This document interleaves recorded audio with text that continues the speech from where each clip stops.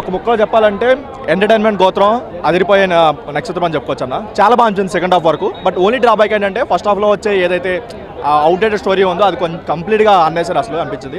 But ఏదైతే second half start అయిందో అక్కడ నుంచి ఆ శ్రీలీల ఎంటర్ దగ్గర నుంచి నెక్స్ట్ వర్కౌట్ అయింది. మనం ఏదైతే మనం పవన్ కళ్యాణ్ స్క్రీన్ మీద చూడాలనుకుంటున్నామో ఆయన ఎనర్జీ అయినా, ఆయన డ్యాన్స్ అయినా, డైలాగ్స్ అయినా సరే నెక్స్ట్ వర్కౌట్ అయ్యాయి. అండ్ మెయిన్ పాజిటివ్ ఇంకోటి ఏంటంటే ఒక సాంగ్ రీమిక్స్ చేశారు. అది నెక్స్ట్ ఇలా చాలా బాగా వచ్చింది స్క్రీన్ పైన. అసలు ఫ్యాన్స్ అందరూ లేచి ఎంజాయ్ చేస్తున్నారు, ఆ లెవెల్ వచ్చింది.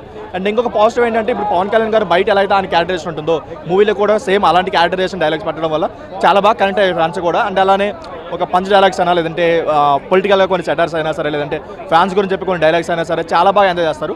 బట్ ఓన్లీ ఇంకో డ్రాబ్యాక్ ఏంటంటే మేబీ కంప్లీట్గా ఫ్యాన్స్ వరకు ఎంజాయ్ చేయొచ్చేమో కానీ ఒక న్యూట్రల్ ఆడియన్స్ వస్తే మాత్రం ఫస్ట్ హాఫ్ వరకు కొంచెం వాకౌట్ చేసే ఛాన్సెస్ ఉంటాయి. బట్ సెకండ్ హాఫ్ వరకు చాలా పాజిటివ్ అయితే ఉన్నాయి సెకండ్ వరకు. సో ఓవరాల్గా అయితే ఆయన కెరీర్లో మంచి హిట్ అవుతుంది, కానీ ఒక గబ్బర్ సింగ్ రేంజ్ హిట్ అయితే అవ్వకపోవచ్చు. సుజిత్ సామం జూనియర్ కల్ట్ కెప్టెన్ సుజిత్ సామం ఫ్యాన్ బాయ్ తీశాడు.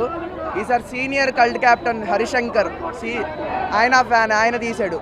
గబ్బర్ సింగ్ తర్వాత పవన్ కళ్యాణ్కి భీమ్లాల్ నాయక్ తీశాడు, కానీ అది యావరేజ్ అయింది. ఇది మాత్రం సూపర్ హిట్ అవుద్ది.